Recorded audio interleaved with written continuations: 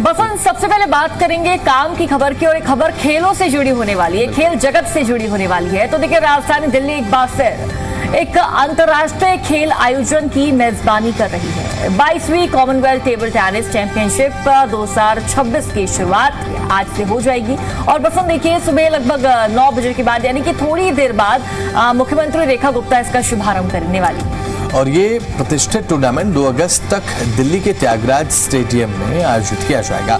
अब बात अगर करें तो इस 7 दिवसीय आयोजन के दौरान 25 कॉमनवेल्थ देशों के जो खिलाड़ी हैं वो अपनी प्रतिभा दिखाने के लिए मैदान में उतरने वाले हैं। तो भारत के लिए ऑब्वियस से बात अगर करें कि एक गर्व का क्षण होगा इशिका, क्योंकि अब ऐसे में दूसरे देशों से प्रतिभागी आकर अगर खेलते हैं तो जाहिर सी बात है हमारे पास ये अच्छा मौका है कि हम अपना बेस्ट दें, और साथ ही साथ पूरी दुनिया में अगर हमें अपनी छाप छोड़नी है तो हमारे पास प्रबंध जो है वो इस लेवल के होने भी चाहिए, और साथ ही साथ सभी की निगाहें जो है वो त्यागराज स्टेडियम पर रहने वाली, मुझे लगता है। बिल्कुल बसंत, देखिए चैंपियनशिप में पुरुष और महिला इवेंट सहित विभिन्न श्रेणियों में मैच खेले जाएंगे। दुनिया भर के कई जाने माने खिलाड़ी इसमें हिस्सा लेंगे, इसमें भाग लेंगे, और जिससे कि देखिए दर्शकों को उच्च स्तरीय टेबल टेनिस देखने को मिलेगा।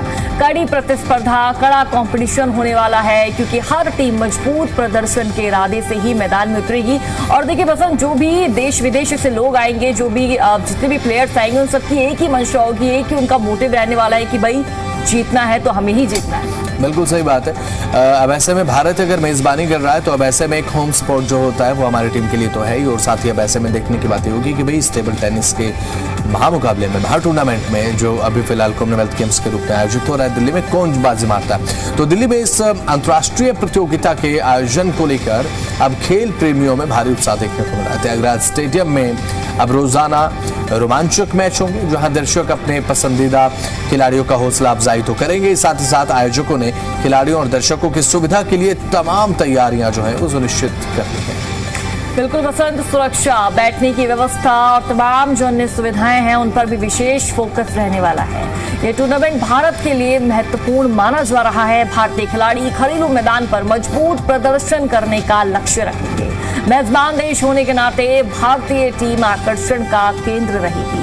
खेल विशेषज्ञों का मानना है कि घरेलू दर्शकों का समर्थन खिलाड़ियों का मनोबल बढ़ाएगा और उन्हें बेहतर प्रदर्शन करने में मदद करेगा। लेकिन वसंत देखिए, सबसे स्पेशल और खास मौका तो इन लोगों के लिए है जो खेलना पसंद करते हैं, जो प्लेयर्स होते हैं। देखिए, हॉकी में तो हम है ही अव्वल नंबर पर, क्रिकेट भी सबका मनपसंदीदा खेल है भारत में, लेकिन अब बात अगर हम टेबल टेनिस की करें तो अब ये भी लोगों का फेवरेट बनने वाला है इस कॉमनवेल्थ के बाद। बिल्कुल, क्योंकि हम ये देखते हैं इशिका, जैसे जैसे अगर पूरी दुनिया में अगर बात करें, जिस समय कोई खेल अगर खेला जा रहा होता है तो उस खेल को लोग पसंद करना धीरे धीरे शुरू कर देते हैं। अभी कुछ दिन पहले हमने देखा यहाँ पर फुटबॉल वर्ल्ड कप था, उस समय फुटबॉल का खुमार था पूरी दुनिया पर। अब ऐसे में कॉमनवेल्थ गेम्स जब आयोजित किए जा रहे हैं राजधानी दिल्ली में, अब ऐसे में टेबल टेनिस का खुमार हो सकता है कि देखने को मिले।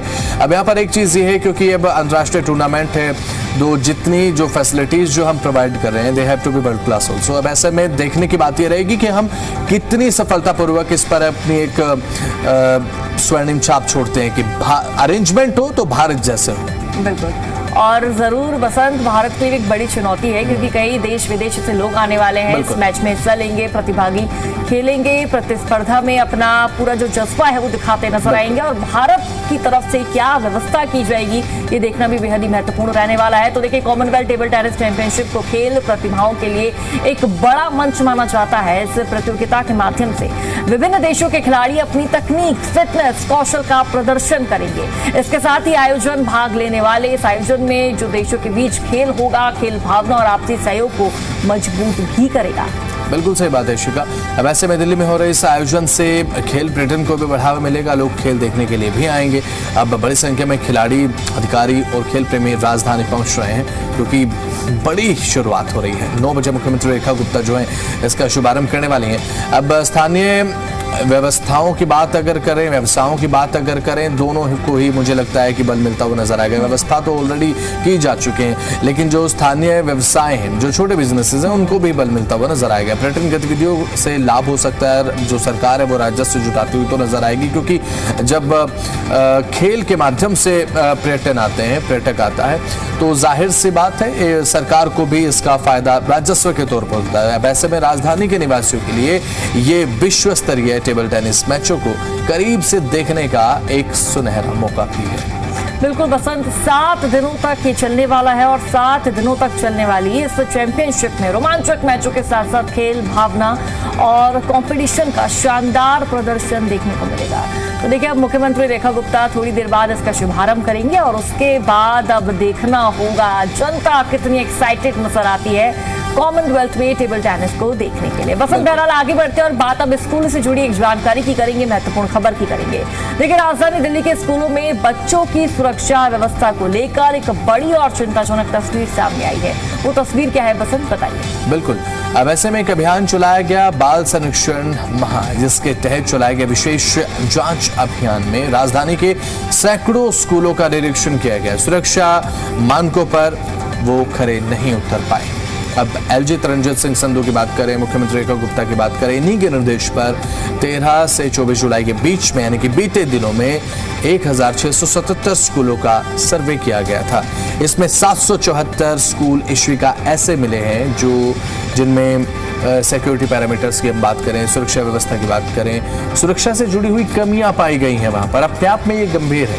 बिल्कुल एक बड़ी लापरवाही के रूप में बसंत इसे देख सकते हैं हम, क्योंकि अगर बच्चे स्कूल में पढ़ रहे हैं, हर एक चीज़ का पुख्ता बंदोबस्त होना चाहिए, इंतजाम होना चाहिए और बच्चों के साथ कोई भी खिलवाड़ बिल्कुल बर्दाश्त नहीं होगा। देखिए, सबसे ज्यादा खामियां प्राइवेट स्कूल में देखने को मिली है, जहां पेरेंट्स पसंद मोटी मोटी फीस देते हैं ताकि हमारे बच्चे को किसी भी सुविधा की कमी ना हो सके। वहीं पर ही सबसे ज्यादा खामियां मिली हैं। जांच में शामिल 812 प्राइवेट स्कूलों में से 463 स्कूलों में सुरक्षा व्यवस्था कमजोर मिली।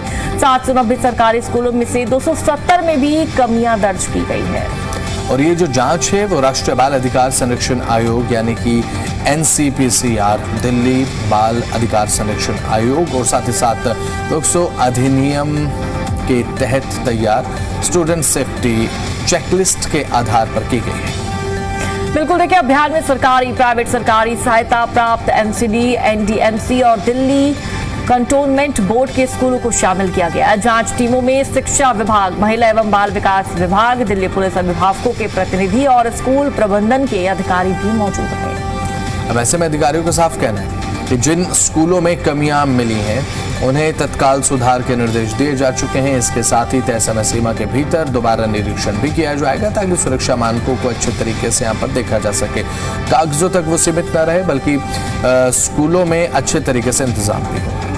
बिल्कुल देखिए, अब सबसे बड़ा सवाल यही खड़ा हो रहा है कि जिन स्कूलों में सुरक्षा में लापरवाही सामने आई है, वहां सुधार कितनी तेजी और कितनी गंभीरता से लागू किया जाता है। और देखिए बसंत, अब सरकार के पास एक पूरा खाका है कि भाई ऐसे ऐसे स्कूल है, प्राइवेट भी इसमें स्कूल है, सबसे ज्यादा तो प्राइवेट ही है, सरकारी भी स्कूल है कि जहां जहां हमें जो तमाम कमियां मिल रही है, शिक्षा विभाग की तरफ से जो व्यवस्थाएं नहीं की गई है, वहां पर बच्चों को व्यवस्थाएं उपलब्ध करवाना एक सबसे बड़ा चैलेंज है, सबसे बड़ा काम है। हालांकि अब देखना होगा, खबर तो हमारे पास है, दर्शकों को हम बता भी रहे हैं, लेकिन इंतजार उस बात का रहेगा ना बसंत की स्कूल में जो खामियां है, कमियां है, कब पूरी की गई है, वो खबर भी अपने दर्शकों को बताएंगे। बिल्कुल, वैसे में क्योंकि ये बहुत ज़्यादा ज़रूरी हो जाता है, क्योंकि जब कोई पेरेंट अपने बच्चे को स्कूल में भेजता है तो सबसे महत्वपूर्ण कंसर्न यही होता है कि बच्चा सेफ रहे, सिक्योरिटी अरेंजमेंट पूरे तरीके से फॉलो किए जाए। तो चलिए इसके साथ खबरों में आगे बढ़ते हैं। एक महत्वपूर्ण अपडेट दिल्ली की महिलाओं के लिए ध्यान देने वाली बात यह है कि दिल्ली की महिलाओं के लिए सफ़र अब और ज़्यादा आसान और तेज होने वाला है। ये बात अगर करें तो पिंक कार्ड को लेकर है, अब महत्वपूर्ण अपडेट की बात हम कर रहे हैं शिखा। और साथ ही क्योंकि अभी तक जो पिंक कार्ड को लेकर जानकारी थी, महिला इस्तेमाल करती थी पिंक कार्ड को DTC बसों में, अब और ज्यादा ये बेहतर होने वाला है। इसका जो एक्सपीरियंस है वो दिल्ली की महिलाओं के लिए बेहतर होगा, पूरी तरह से डिजिटल होने जा रहा है एक्सपीरियंस। राजधानी में पिंक सहेली स्मार्ट कार्ड व्यवस्था अब लागू की जा रही है, बिल्कुल डेबिट कार्ड की तरह ये अब काम करने वाला है। बिल्कुल देखिए, बस में चढ़ते ही महिला यात्री को यह कार्ड इलेक्ट्रॉनिक टिकटिंग मशीन पर टैप करना होगा और मुफ्त यात्रा का टिकट स्वतः दर्ज हो जाएगा। इससे हर बार कागजी पिंक टिकट लेने की जरूरत नहीं रहेगी, क्योंकि बसंत अक्सर महिलाएं जब बस में चढ़ती है ना तो भीड़ इतनी होती है और कंडक्टर तक पहुंचना, उनसे पिंक टिकट को कैरी करना महिलाओं के लिए बहुत मुश्किल हो जाता है। लेकिन ये सबसे सरल, सबसे आसान तरीका रहने वाला है। एक मशीन ऑलरेडी लगी होगी, कार्ड को डेबिट की तरह वहां पर स्वाइप करना है और आपको आपकी पिंक टिकट मिल जाएगी। इससे बड़ी राहत और सुविधा की बात क्या हो सकती है महिलाओं के लिए? बिल्कुल। अब ऐसे में दिल्ली सरकार के मुताबिक ये कार्ड केवल दिल्ली की महिला निवासियों और साथ ही ट्रांसजेंडर लाभार्थियों के लिए जारी किए गए हैं। अब ऐसे में कार्ड आधार और साथ ही मोबाइल नंबर से ऑलरेडी लिंक होगा और इससे लाभार्थियों की पहचान और साथ ही यात्रा का पूरा विवरण जो है, कहाँ जाना है, कहाँ तक जाना है, डिजिटल तरीके से दर्ज किया जा सकेगा। सरकार का कहना यह है कि इस व्यवस्था से मुफ्त यात्रा योजना अधिक पारदर्शी होगी और साथ ही फर्जीवाड़े पर भी रोक लगाई जा सकेगी। अभी तक लाखों महिलाएं जो हैं वो पिंक सहेली कार्ड, जो स्मार्ट कार्ड के रूप में देखने को मिला, वो बनवा चुकी हैं। सरकार ने इसके लिए अब कई कार्ड वितरण केंद्र भी बना दिए, आप वहां जाकर भी बनवा सकते हैं। बिल्कुल बसंत, देखिए 1 अगस्त से डीटीसी और क्लस्टर बसों में मुफ्त सफर के लिए यही कार्ड अनिवार्य होगा, जबकि पुरानी कागजी पिंक टिकट व्यवस्था समाप्त कर दी जाएगी। यानी कि अगर आप बस में जो भी फीमेल है, महिलाएं हैं, ट्रैवल करती हैं, तो अपने पास पिंक सहेली स्मार्ट कार्ड जरूर रखिए, अन्यथा आपको पे करना पड़ेगा टिकट के लिए, क्योंकि अब जो पिंक टिकट आपको कंडक्टर के पास जाकर मिला करती थी, वो अब उसकी सुविधा 1 अगस्त से बंद होने वाली है। तो देखिए, सरकार ने पात्र महिलाओं से समय रहते कार्ड बनवाने की अपील की है और हम भी लोगों से ये अपील कर रहे हैं, दिल्ली की जनता से, दिल्ली की महिलाओं से, कि आपकी जगह जगह जहां भी आप रहते हैं, हर क्षेत्र में एक छोटे से कैबिन देखने को मिल रहे हैं बसंत, जहां पर ये जो पिंक स्मार्ट कार्ड है वो बनाए जा रहे हैं। लाखों महिलाओं ने आवेदन कर दिया है, ऑलरेडी बना लिए हैं। जिन्होंने नहीं बनाया है तो आप जाइए और जल्द से जल्द अपना स्मार्ट कार्ड बनाइए, यानी कि पिंक सहेली कार्ड बनाइए, वरना आपको बस में एंट्री नहीं मिलने वाली है। एंट्री तो मिल जाएगी लेकिन पैसे खर्च करने पड़ेंगे।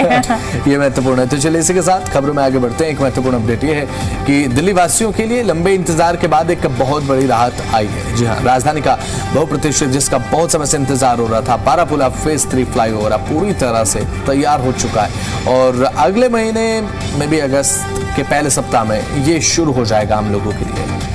बिल्कुल, देखिए इसके शुरू होते ही पूर्वी दिल्ली से दक्षिणी दिल्ली तक सफर पहले से कहीं ज्यादा सरल हो जाएगा, आसान हो जाएगा और तेज हो जाएगा। बारापुला फेज 3 के खुलने के बाद मेल विहार से एम्स तक करीब 9 किलोमीटर लंबा सिग्नल फ्री कॉरिडोर उपलब्ध होगा। बहुत बड़ी राहत है बसंत ये, क्योंकि जब भी एम्स वाले रास्ते में हम जाते हैं ना तो वहाँ पे ट्रैफिक देखने को मिलता है और कभी ऐसा नहीं होता कि वहाँ पर ट्रैफिक ना हो। जद्दोजहद वहाँ पर लोगों को करनी ही पड़ती है और अब इसका जो पूरा निर्माण कार्य है वो ऑलमोस्ट पूरा हो ही चुका है। अगस्त के फर्स्ट वीक से इसकी शुरुआत हो जाएगी, खुल जाएगा लोगों के लिए, तो बहुत बड़ी राहत मानी जा रही है, स्पेशली दिल्ली वासियों के लिए। बिल्कुल। अब ऐसे में मयूर विहार की तरफ से अगर आपको एम्स जाना हो तो सीधा अब आपको सोचने की जरूरत भी नहीं है और साथ ही आप पहुंच जाएंगे सीधे एम्स तक, क्योंकि एम्स को कनेक्ट करेगा। इस परियोजना के तहत बात करें तो सराय काले खां से मयूर विहार तक लगभग 3.5 किलोमीटर का एक नया हिस्सा जोड़ दिया गया है। अब ऐसे में इससे ये पूरी तरीके से एलिवेटेड सड़क एक साथ जुड़ जाएगी। इससे पूर्वी दिल्ली, नोएडा और साथ ही गाजियाबाद की ओर से आने वाले लाखों यात्रियों को जाम से तो निजात मिलने की उम्मीद फिलहाल तो जताई जा रही है।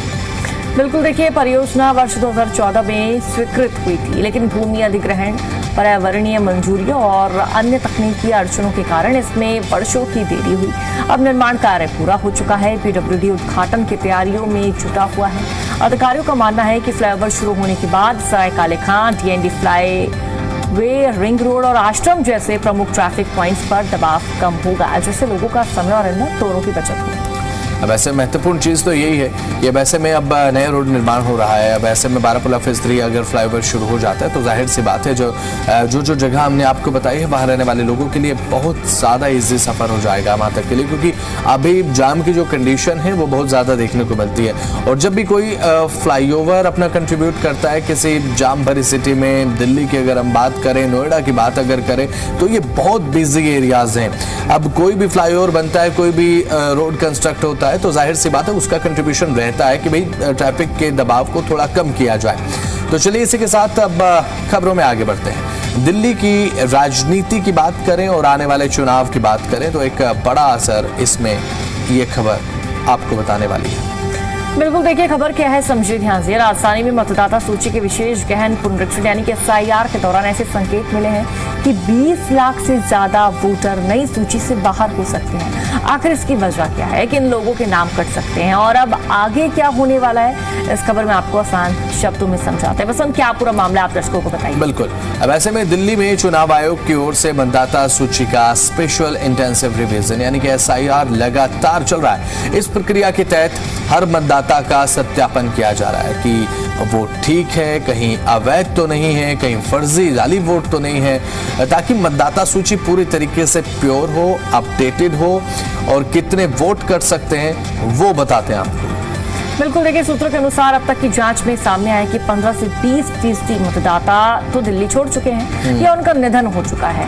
अगर यही स्थिति अंतिम सूची तक बनी रहती है तो 20 लाख से ज्यादा नाम मतदाता सूची से हटाए जाएंगे। बसंत, ये कोई 10-20 नहीं बल्कि 20 लाख, हजार भी नहीं लाख, मतलब कितना बड़ा एक हम इसको नंबर बोल सकते हैं। इतने सारे मतदाता ऐसे हैं जिनके नाम हटा दिए जाएंगे, क्योंकि इसमें से कई ऐसे हैं आउट ऑफ दिल्ली हैं, कई ऐसे हैं जिनकी मौत हो चुकी है, जिनका निधन हो चुका है। बिल्कुल, और इसका जो चेंजमेंट है ना इशिका, वो कई पैरामीटर्स को बदल देगा अगर ऐसा हो जाता है तो, क्योंकि अगर आप दिल्ली की ओवरऑल पॉपुलेशन से इसको कंपेयर करते हैं तो अप्रोक्स 10% के आसपास से बैठता है।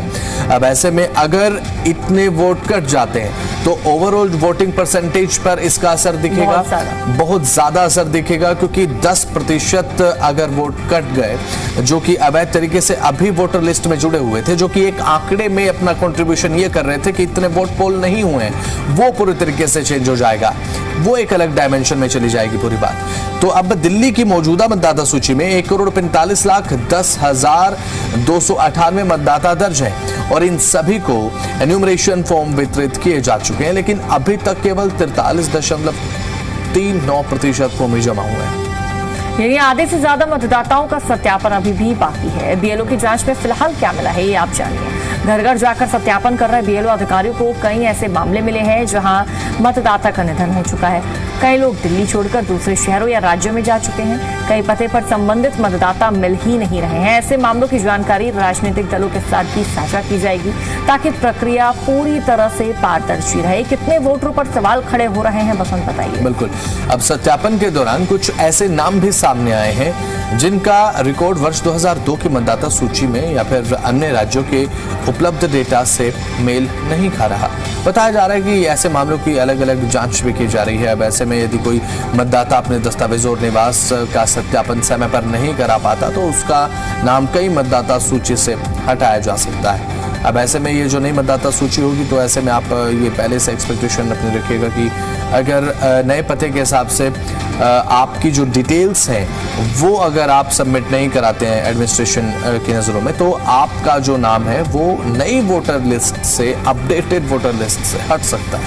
बिल्कुल, देखिए पहले SIR की अंतिम तारीख 29 जुलाई तय की गई थी, लेकिन चुनाव आयोग ने इसे बढ़ा दिया है क्योंकि त्रुटियां, खामियां अपने मिल रही हैं, दिक्कत बहुत ज्यादा हो रही है। इसे बढ़ाकर 8 अगस्त 2026 तक कर दिया गया ताकि ज्यादा से ज्यादा लोग अपना सत्यापन पूरा करा सकें। बिल्कुल, क्योंकि जो मुझे लगता है कि प्रशासन ने एक्सेप्ट किया था कि भाई हम इतने समय में काम पूरा कर लेंगे, लेकिन काम धीरे धीरे थोड़ा थोड़ा बढ़ता हुआ नजर आ रहा है। जटिलताएं जो है वो अब सामने आ रही हैं, तो एक्सपेक्टेशन के साथ मीट नहीं कर रहा फिलहाल मौजूदा परफॉर्मेंस। तो चलिए इसी के साथ खबरों में आगे बढ़ते हैं, एक महत्वपूर्ण अपडेट आपको देते हैं। अगर आप जानना चाहते हैं कि भाई बारिश का हाल आखिर क्या है, कब होगी बारिश, क्या आज बारिश होगी, तो दिल्ली में अगले कुछ दिनों तक मौसम जो है वो सुहावना बना रहने की आशंका बताई जा रही है। देखिए मौसम विभाग के अनुसार 27 जुलाई से 1 अगस्त तक आसमान में आमतौर पर बादल छाए रहेंगे। कई इलाकों में हल्की से मध्यम बारिश भी देखने को मिल सकती है। इस दौरान तेज धूप से राहत मिलेगी, हालांकि उमस बनी रह सकती है क्योंकि बसंत आजकल की अगर मैं बात करूं मौसम काफी खराब है। मतलब धूप बहुत अति हो रही है और काफी ज्यादा गर्मी हो रही है। हीट स्ट्रोक का कहर भी देखने को मिल रहा है। मतलब आप अगर नहाकर बाहर आएंगे ना, आपको कूल फील नहीं होगा, आपको हॉट ही फील होगा। ये तो है, और उसके बाद 5 मिनट बाद आप कोई डिफ्रेंशिएट कर ही नहीं पाएंगे कि भाई कुछ हुआ भी है या नहीं, है ना, एक वो चीज़ हो जाती है। अब ऐसे में क्योंकि और हल्की फुल्की अगर बारिश होती है उसके बाद अगर धूप निकल जाए तो सफोकेशन और उमस इतनी बढ़ जाती है। अब ऐसे में चिपचिपाती गर्मी लोगों को परेशान बहुत ज़्यादा करती है। मौसम विभाग के पूर्वानुमान के मुताबिक 27 जुलाई को सुबह से दोपहर तक यानी कि आज कुछ स्थानों पर बहुत हल्के से हल्की जो बारिश है वो देखने को मिल सकती है। अगर ऐसा होता है तो ये राहत नहीं बल्कि आपकी परेशानी बढ़ाएगा।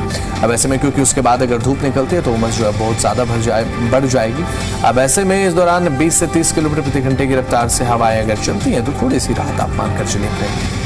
लेकिन रात के समय भी हल्की बारिश का एक दौर देखने को मिल सकता है। मौसम विभाग के अनुसार 28 और 29 जुलाई को बारिश की गतिविधियां बढ़ने के आसार हैं, यानी कि कल परसों आपको मौसम लगभग ठीक ठीक देखने को मिलेगा। इन दोनों दिनों में अधिकतर इलाकों में हल्की बारिश के 1-2 दौर हो सकते हैं, जबकि कुछ जगहों पर मध्यम बारिश की संभावना जताई जा रही है। शाम और रात के वक्त भी कई इलाकों में बारिश हो सकती है। 30 जुलाई को हल्की बारिश की संभावना बनी रहेगी। और बात अगर 31 जुलाई की करें तो 1 अगस्त को मौसम अधिकतर बादलों से घिरा हुआ रहेगा। अब ऐसे में आप क्या कर सकते हैं?